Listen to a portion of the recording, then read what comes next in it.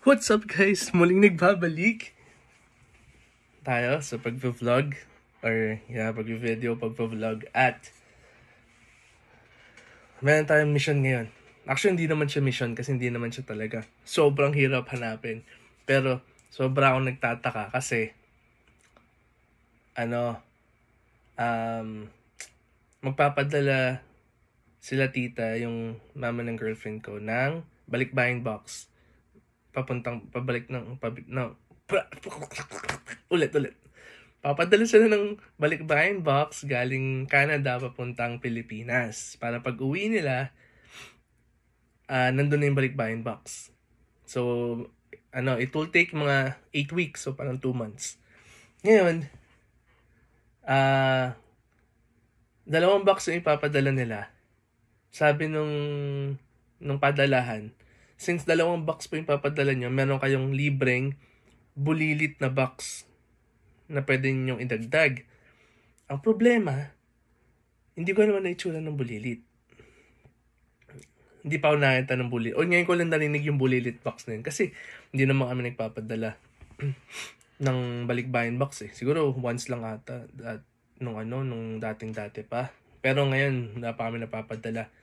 So ngayon, sabi, makikita daw sa mga Filipino store.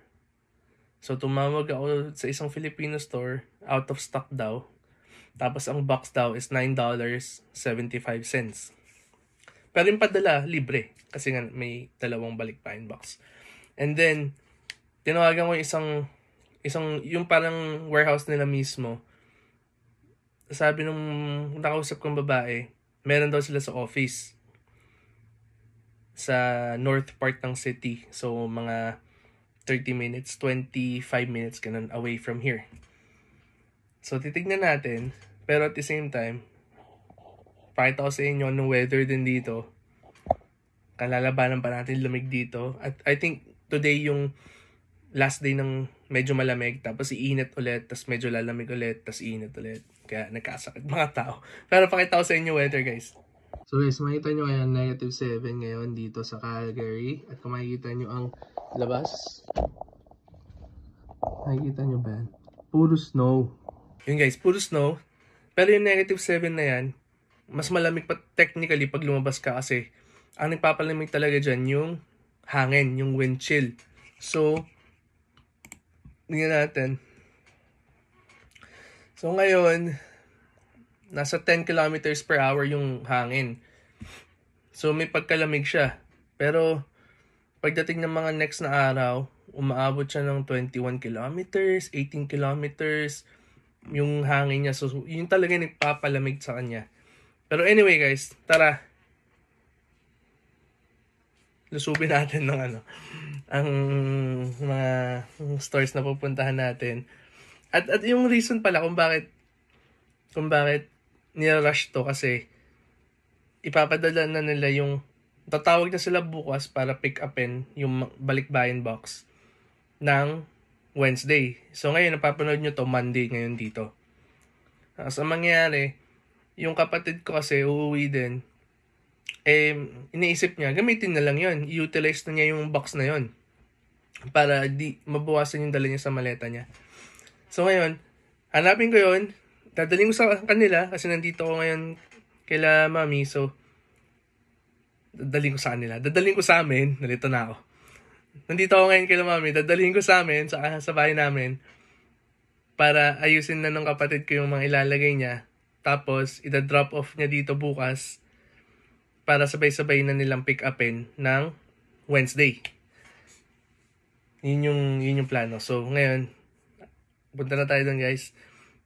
Tara na at lusubin na natin to. So guys, yun yung mga balikbayan box.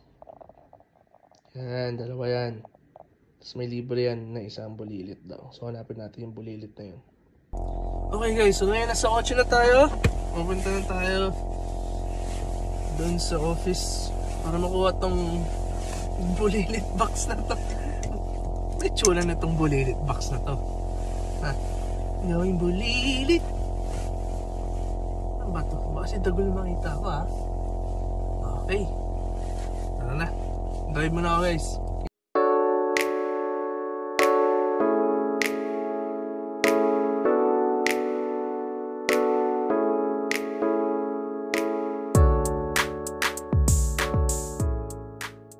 Okay guys, so nandito na tayo sa Forex. Okay. So dun sa GPS, sabi dun 17 minutes lang. Pero hindi ko sinunod yung GPS kasi rush hour na, mga 3 o'clock na eh. So pag sinunod ko sa highway, traffic na dito. Uwian na yun ng mga workers. Kaya nag long way ako. Siguro it took me mga 25 minutes, ganun, around 25 to 27 minutes. Mas matagal siya pero at least hindi ako maipit sa traffic. Pero yun guys, dito na ako. Dito natin Forex sa likod ko. Doon yata. Tingnan natin kung yung bulilit na to. Okay guys, I'll see you in a bit.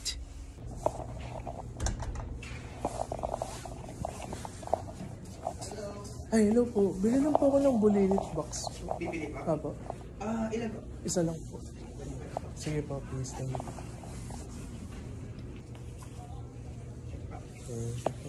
So, bali $7 po? Debit po. Wala ko siya. First time ko makakita nito. Oo, ganun siya. Pag nabuo. Yan. Okay. Ganun siya ulit. Kasi magpapadala kami ng dalawang balikbayan, may libre daw. Okay, yan, libre siya. Okay, ito siya. Ay, isa pa Try mo lang ulit. Ba't tayo? Isa pa. I-restart ko ha. Sige. This transaction is cancelled. Ano ba yun? Debit.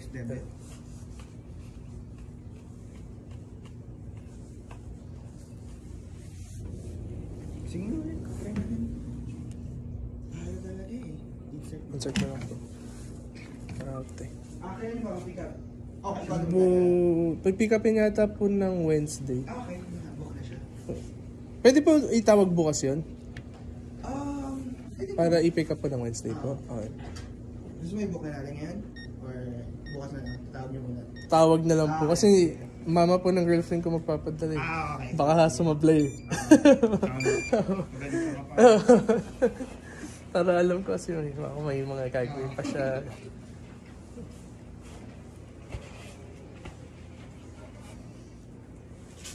And then, Thank you pwede po. ko na makuha yung name mo para sa ano lang siya. Sa record lang namin. Yeah, first name lang po. First name, last name lang. Sige po. Sa likod lang po.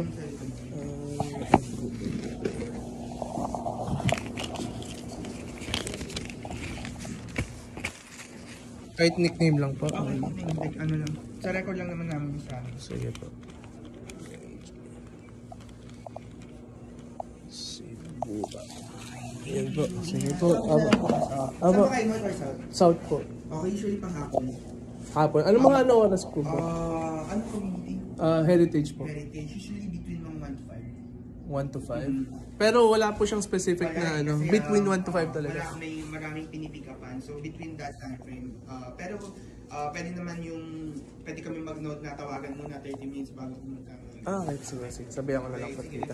Thank you po. Thank you po.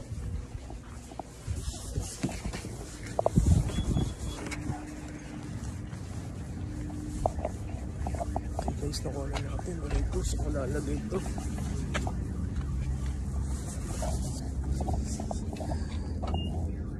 Lagay ko na sa kotse.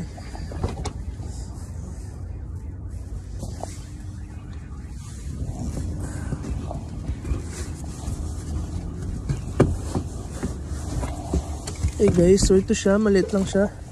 Pakita ko sa inyo. So guys, ito siya. Kaya nyo naman, nakasulat talaga. Bulilit box. Forex. Do not overpack. Charges apply. Akala nyo lang eh. Maliit lang yan. Yan lang siya. O nakikita nyo yan. Nakikita nyo to. Mula dyan. Punta dito. Yun lang yung laki nyan pag natupi na yung box. Okay guys, so ano lang, few information lang para alam nyo. Pag dito kayo bumili sa office nila mismo, I think meron din silang office in other cities. Google nyo na lang, di ako sure kung saan. Pero pag sa office nila, at least for Calgary, $7 lang yung box. Tapos kapag nagpadala kayo ng dalawang malaking balikbayan, libre na to. Bibili nyo lang yung box. Pag binili nyo naman siya sa mga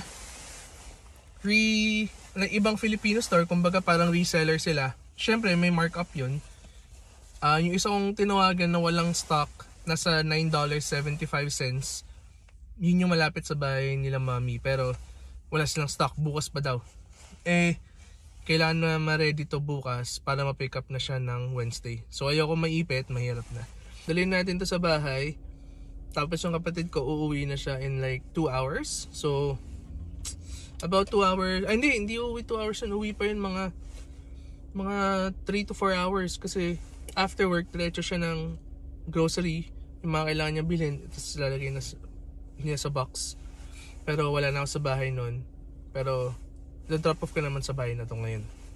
Para pagdating niya, ready na. Siya na magbalot. Yun guys. So ngayon, alam ko na kung ano yung tsura ng bulilit box. Pag bumili ako next time or pag tinanong sa akin yung size, alam ko gaano kalaki. Maliit lang siya, parang isang dangkal lang siya yung lapad niya. Tapos rectangle siya. Meron dun sa store, syempre hindi ko na na-videohan. Pero yun guys, at least may idea na tayo kung ano yung tsura niya kasi talagang hindi ko alam. Akala ko ano siya, maliit lang talaga. Pero actually ano siya, decent size. Kaya okay na okay siya. Yun guys, maraming salamat for pagsama niya sa akin sa napakawalang kwentang walang kwentang paghahanap. Hindi paghahanap. Walang kwentang video na to. Hindi naman sa walang kwenta pala. Kasi ano to, additional knowledge to sa inyo. Na kung magkano yung price, kung ano yung size, para alam nyo. Pero maliit lang siya. Malaki yung box kasi open pa eh. Pag sinara nyo, maliit lang. Isang dangkal lang yung lapad niya. Tapos rectangle siya. Hindi ko naman paano ko ba sabihin?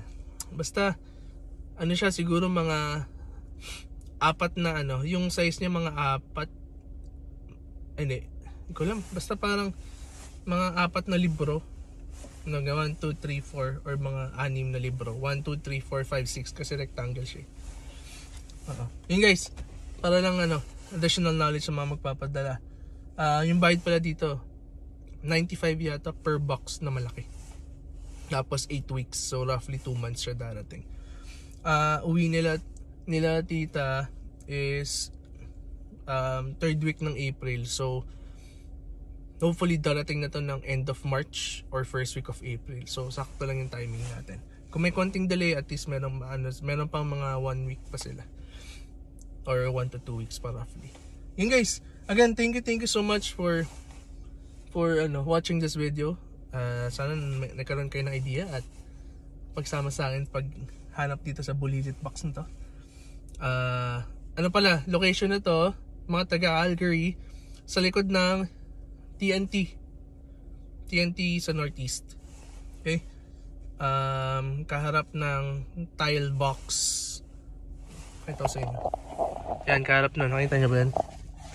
Yan, tile box, furniture, gravestone, yan. Okay? Yan. Okay guys.